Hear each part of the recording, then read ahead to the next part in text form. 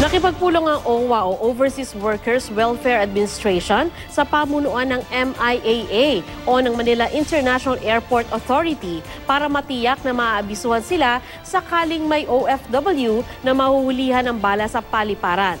Naglabas na rin ng advisory ang OWA sa mga OFW bilang babala sa pagdadala ng bala sa airport. May report si Oscar Oida. Matakot ka sa Diyos at lahat nakikita ng Panginoon. Yan ang isinulat ni Norma Del Rosario sa mga bagahe at kahon ng kapatid niyang OFW na papaalis na.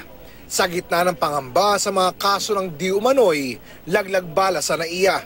Halimbawa, mabasa nila at meron silang intensyong di maganda, baka masabi nila, ay may Diyos nga pala. O, edi, matakot silang konti. Gaya ni Aling Norma, ayaw ng Overseas Workers Welfare Administration o OWA na mahulihan o malaglagan ng bala ang mga OFW. Naniniwala ang OWA, maiiwasan ito kung may sapat na impormasyon ang mga OFW kaugnay sa batas at patakaran laban sa mahuhulihan ng bala sa bagahe. Ay, hindi nila alam kasi na bawal yon.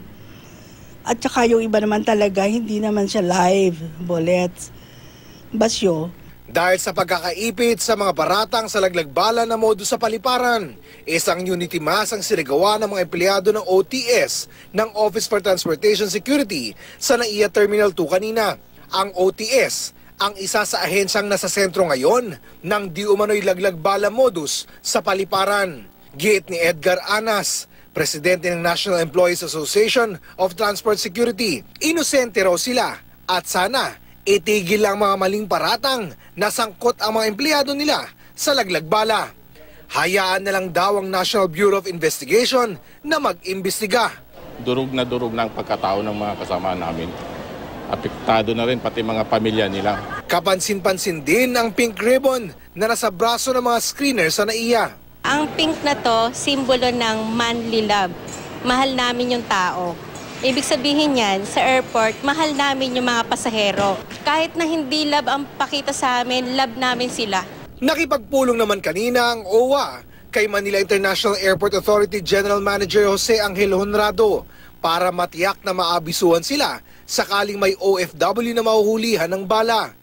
Maayos naman daw na tinanggap ni Honrado ang kanilang panukala. Naglabas na rin ang OWA ng advisory para sa mga OFW na bawal magdala ng bala sa paliparan. Baka maging traumatic na experience din yan para sa kanila.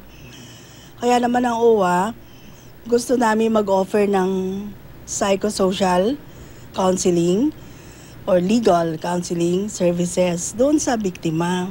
Sumulat na rin ang OTS sa National Civil Aviation Security Council na siyang advisory body na magpulong sa November 12 para matugunan ang problema at hindi tuluyang mawala ang tiwala ng publiko at hindi mawasak ang institusyon. Itutulak din daw ng OTS sa pulong na amyendahan ng Comprehensive Law on Firearms and Ammunition na kung isang bala lang ang mahuhuli, kumpiskahin na lang ito at huwag nang paabutin sa kasuhan. The council will, it's the procedure, part of the National Civil Aviation to trace out remedies or issue concern relative to civil aviation. This is certainly, John, affecting civil aviation. Oscar Oida, GMA News.